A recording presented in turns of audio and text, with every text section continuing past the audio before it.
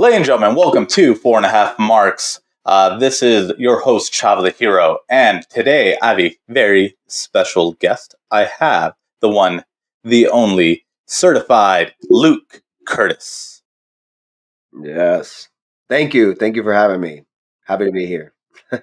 Thank you for being on. We're such big fans of you.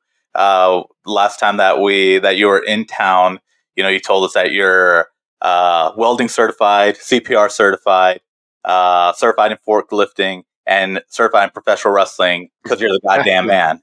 Yes, and that is absolutely true, man. And since then, I'm become certified in many more things. I'm certified to fly a plane. I'm a certified boat captain, certified dog trainer, certified personal trainer. So yeah, man, it's just racking them up at this point. There you go. You're gonna get all the certifications in the world just to be the most certified wrestler ever. And hey, Yeah, exactly. you got another one. You're 4.5 Marks certified. Not many people have that. Hey, there we go. So There we go. 4.5 Marks certified. we'll create a little diploma for you, and we'll give it to you at the show. Nice. Uh, Yeah, let's do that. I'll come over with it.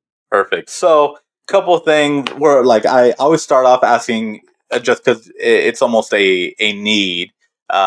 Just asking the standard wrestling question. So, how did you discover wrestling? How did you Did you grow up on it? What got you interested in it? I, like most people, watched wrestling as a kid. And then I became an amateur wrestler and I kind of stopped watching professional wrestling for a long time. They broke me out of that. They told me, that pro wrestling is fake or whatever. And, like amateur wrestling, that's the real stuff. So, I put pro wrestling on hold. I stopped watching it for a long time. It wasn't until I met like my fiance, Layla Gray. And, she was kind of like in entertainment, doing music videos and stuff like that. And she had mentioned wanting to be a professional wrestler. And we had never really spoke about me wrestling or anything like that. But then we started to, and I was like, oh, I used to like be an amateur wrestler, and she wanted to try this pro wrestling thing. And I thought it was kind of weird because, I still thought it was super fake or whatever it was. But we tried it one day and yeah, I always tell the story. As soon as we walked out of training the first day, I told her, I said, I'm going to the WWE. Like I knew that I could do it whenever I stepped foot in the ring for the first time. It just felt familiar. And then I began to realize how real pro wrestling is. And it's I tell people all the time, everybody says it's fake, but there's a lot of realness that goes into what we do and emotionally and the real emotions that are pulled out of people and real moments happen to real people because like we are living life as professional wrestlers, right? So there's so much real in what we do. And yeah, I mean, that's kind of how I got into it and how my passion was re-inspired. And, I had gone through a lot of things in my life prior to that. So wrestling was kind of helped me get my life back on track. I tell people all the time, like, pro wrestling is my salvation. It really is. It's like helped me get my life on the right path and maybe have a chance of becoming somebody or at least the person that I was always meant to be. And it's definitely like going to be through wrestling and pro wrestling because that's how the whole journey started. It was pro wrestling. My mom said you should be a wrestler. I became an amateur wrestler, and then now here we are today. I'm a professional wrestler. I've always identified as a wrestler since I was a. So who were some of the people that I guess inspired you to do this, or some of your favorites growing up or while you were watching? So, like my favorite wrestler growing up was John Cena, ultimate babyface.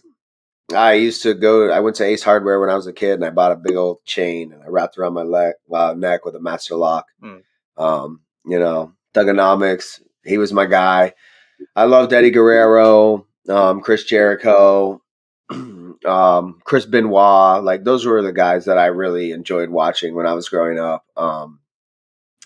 And today, it's different because now I understand like wrestling more and there's so many guys like the people that I hated growing up. Like I know a lot of them now and I've wrestled even one of them and now I have so much respect and I mean, it's great because, wrestling it really is like stories and inspiration and all these different things that are happening and being taught because maybe me as a kid, right? Like I wasn't inspired to be a wrestler because of Carlito, Right.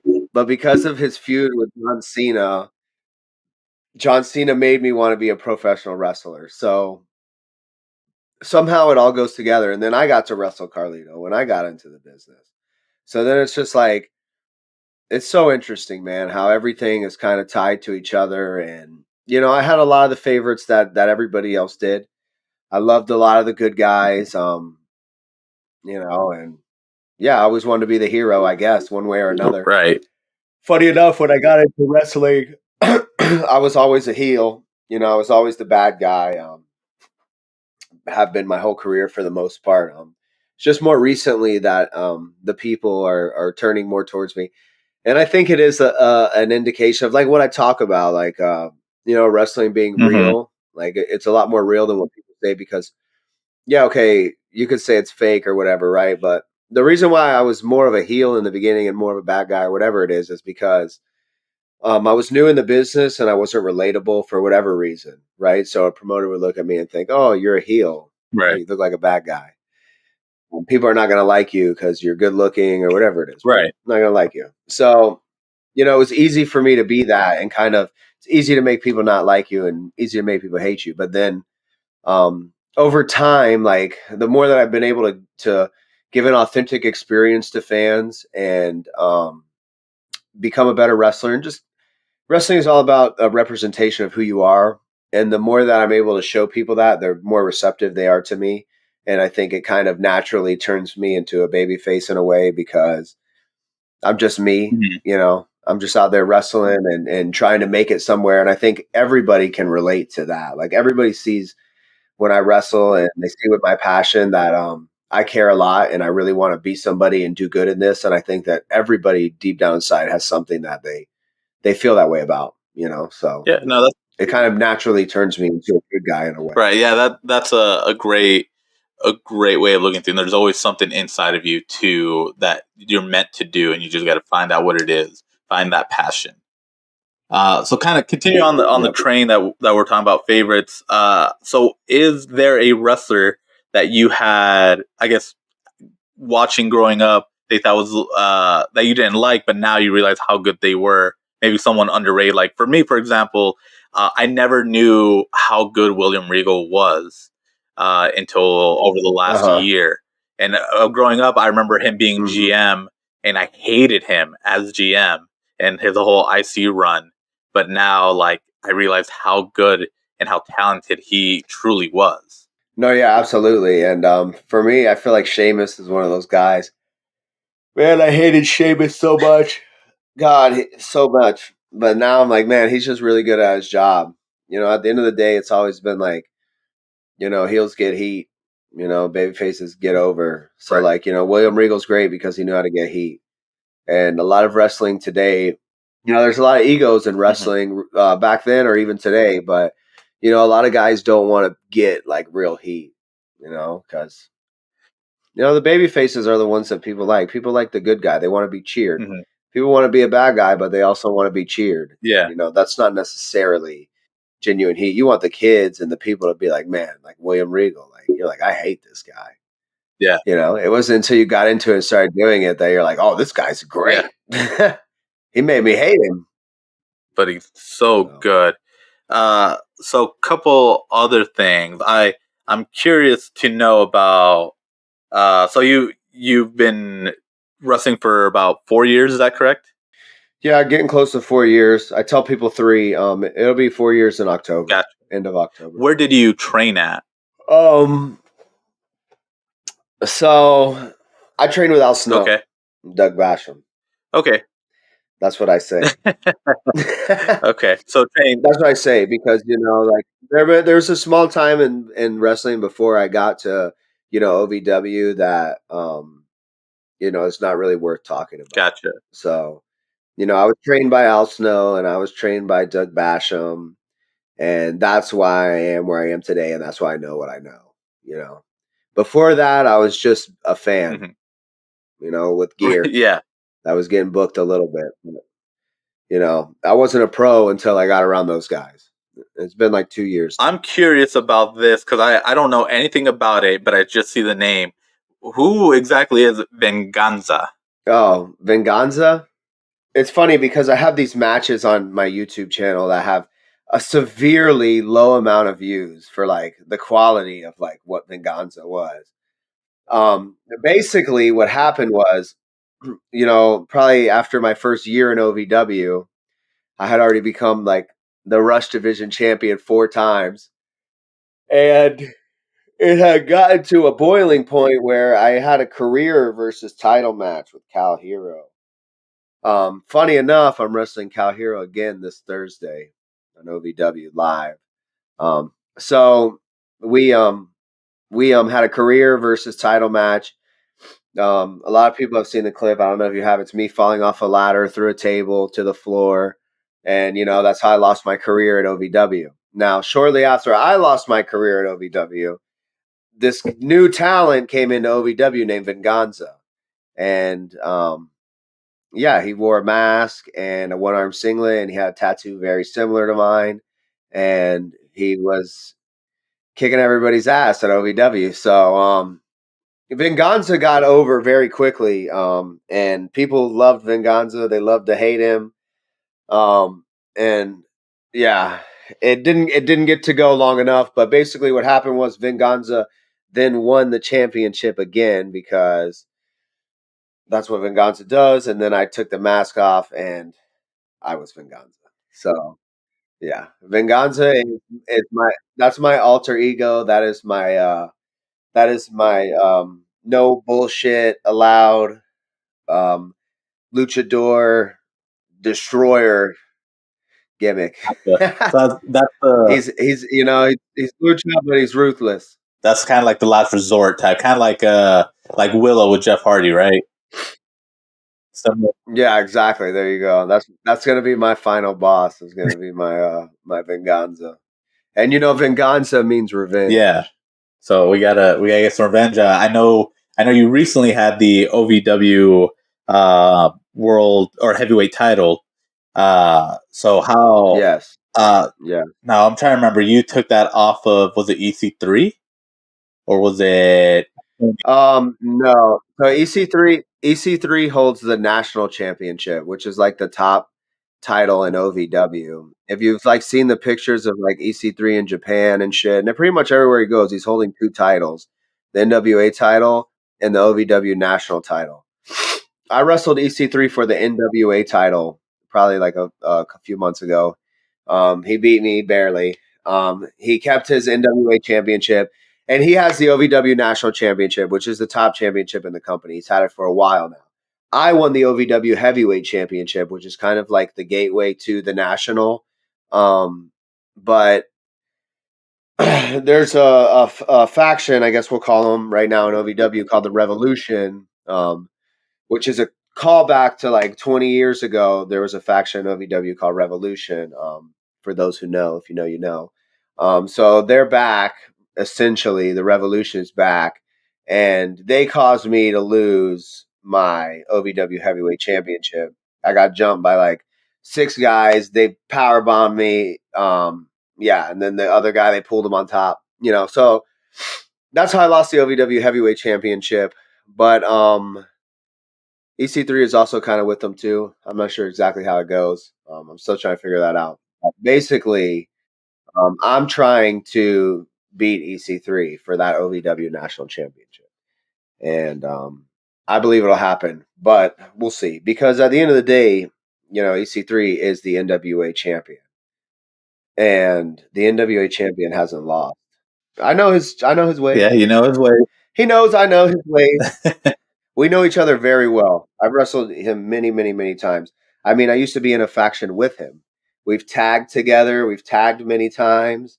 Um, Me and him have tagged against Al Snow and Doug Basham and D'Lo Brown, and like I've been in EC3 big time matches. Like, yeah, man, we're in a faction together.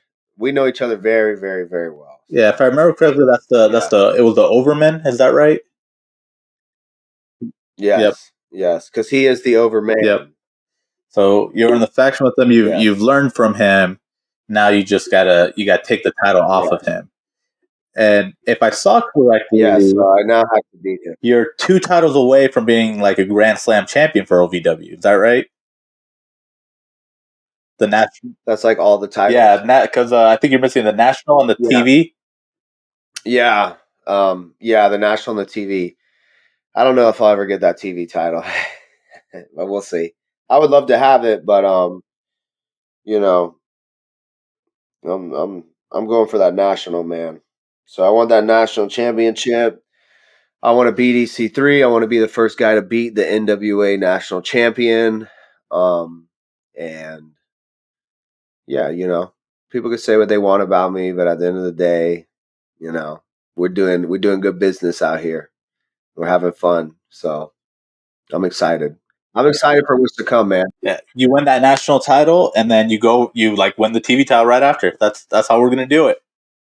Get both of them at once. Yeah, I'm gonna win the national title, and then I don't know what I'm gonna do. Yeah, have some fun. Go take over the world. Take over the world. Then I'll have done it all. Once you do it all, then it's time to figure out what's next. Exactly. And so I've already reached the top of the mountain at OVW. So what are your career or what are your career goals in wrestling? Because I know next is a national title, but what else do you have? I know you've wrestled for OVW for a long time. You've gone to AEW a little bit. You've done other shows. You've been here to Magnum. But who are like maybe some people you want to face, some promotions you want to work for? What's the goal? There's a lot of so yeah, like as far as like independent promotions go, there's a lot of them that I would love to work for. You have like Progress. I would love to work for GCW. Oh yeah. It's hard to call GCW an independent really because they're like worldwide for the most part. So like they're everywhere. There's a lot of companies, Destiny in Canada. I have a whole list of like promotions that I would love to work for. Magnum. I'm looking forward to doing some more work for Magnum, coming into the Omaha area and showing like the fans out there what I'm all about. You got a little taste of it last time I was there, but this time it's going to be completely different. I have a lot of tricks up my sleeve that a lot of people haven't seen. So I look forward to pulling some things out of the bag and entertain the fans because that's what I do. So I'm going to address, I know I'm working Nino. I'm going to wrestling Nino. I know I'm going to address him today probably. Okay. So awesome. Yeah. Yeah, so I'm excited about that. So, but after that, so like the independence, I have things I want to do. Yes, right. But also like I would love to work for TNA. I've been trying to do some stuff with TNA. I've been trying to be there, be available for them, and hopefully that with a little bit of time and a little bit of effort and me showing them that I want to work there, I can get an opportunity with TNA. I think that I would fit in really good with that roster. Like I said, I have a wide array of skills that I bring to the table, like a lot of the talent there. I feel like it's a lot of elite wrestlers, very, very talented roster at TNA. So I would love to work there. Obviously, AEW or WWE is the big money. You're right. Obviously, I want the big money at the end of the day. WWE, I'm 30 years old, so WWE, it would have to. It would be great, it would help boost my career in ways like nothing else. It's good to start at the top. If I could go to WWE, I could go to AEW, I could go to TNA, I could go anywhere, right? But maybe it's reversed. Maybe I could go to TNA, then I can maybe go to AEW, then maybe I could go to WWE. I don't necessarily know, but I know that AEW is like a place for established talent. So, if I were to go international and make waves that way, maybe do some stuff with TNA, grow my brand as a whole, like on the independents, then maybe AEW could become a possibility as well. So, I mean, I'm open to anything. I'm just really trying to, get as good as I can, have as many skills as I can, a wide network. I know so many people in the wrestling business now. I'm very much integrated in the world of pro wrestling. So, it's just a matter of time and a matter of the right opportunity and me showing people, just how good I am. Yeah, absolutely. And you definitely showed us how good you are. We're excited to see. I've seen a couple like OVW matches since then. Um, I saw the which match did you have? I'm trying to remember. It was a couple weeks ago. Can't remember who you faced, but you faced someone. I mean, I wrestled Shane Mercer. Shane Mercer was a good one. Okay, I think I did watch the Shane Mercer one because I had heard the name before of Shane Mercer. I think that was the first time I got to watch him was against you, so that was good. Yeah, Shane Mercer is the guy that threw the guy off the roof on that barbed wire trampoline. Yep. Okay. Yep. That's who I saw you go against because I think they mentioned that in commentary. Shane's the guy that threw the guy that was on fire and missed the table. Oh my god. Oh That's always Shane. man. How do you prepare for some of those like wilder matches? Like, what do you do to get in the zone for that? I just raised my game, I look very calm and composed, and I clean up nice, but inside I'm a crazy person. So I love that stuff. When there's a guy that wants to get in there and do some stuff like that, like, or wants to, like, I'm not obviously going to go through a barbed wire trampoline, nothing like that.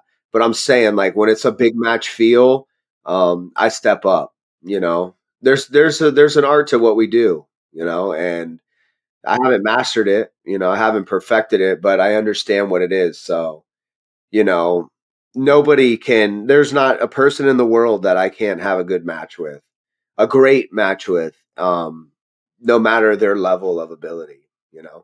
Me and you could get in the ring and we could have a great match. I don't even know you. You know, like that's just how I feel about it.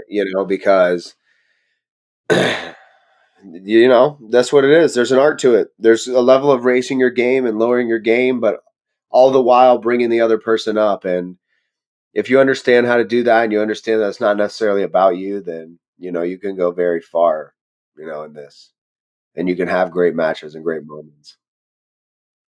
That's True. my give back. That's true. You put your body on the line as a wrestler, day in day out. It's what you do. So what? With that being said, kind of going back to the question I had, what are some dream matches you'd like to have? Like, because for me personally, just talking to you and seeing you, I think you and Dolph Ziggler would be awesome, or Nick Nemeth now. But like, who do you personally want? Yeah, and I mean, I would love to wrestle Nick. I mean, a lot of people compare me to him, the way that we sell, the way that we bump.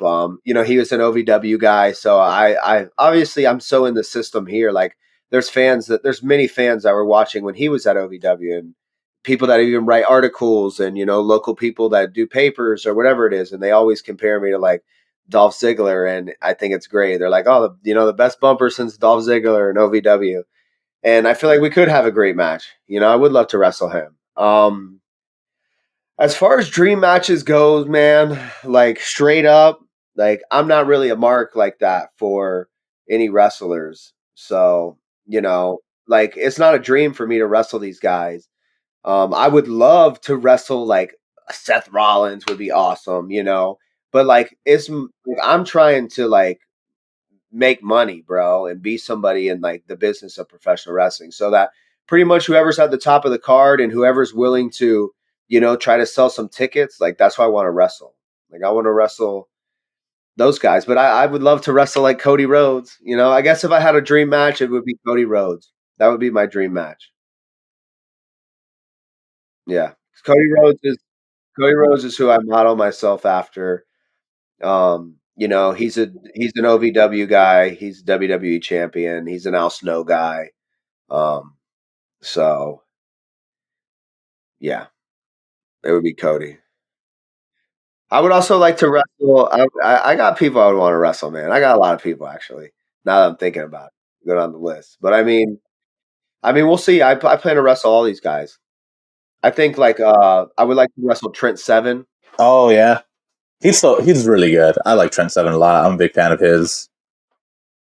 Well, Yeah. perfect. Well, I appreciate you coming on, and I appreciate you doing this for us. No, thank you. Anything you want to plug? Any upcoming shows? Any upcoming events? Any your socials? Um, yeah, so obviously, you can follow me on social media. Instagram is at certified Luke Kurtis, Twitter is certified Luke K. Um, Follow me on YouTube, subscribe to my YouTube channel. I'm almost at 1,000 subscribers, so I'm about to be monetized. Watch a match, watch a second match. That's the best way that you can help me. Like it, share it, whatever. I post all of my matches on there for the most part, especially all of my OVW work. So if you want to see my storylines and kind of where they go, everything's in order there for the most part. And this Thursday, I'm wrestling Cal Hero on OVW Rise. That starts at 7 p.m. on YouTube. Watch that. Then Saturday, obviously, I come to Magnum, to the Magnum Mafia. Um, I'm gonna be your new Top Gun champion. Nino Hatchet, I'm chopping you down, baby. And yeah, we're gonna get to it. So just follow me on social media. That's the best way to support my journey. And buy some merch at a show and subscribe to my YouTube channel and just follow the journey. And we're gonna do some great things. So thank you. Perfect. Thank you again.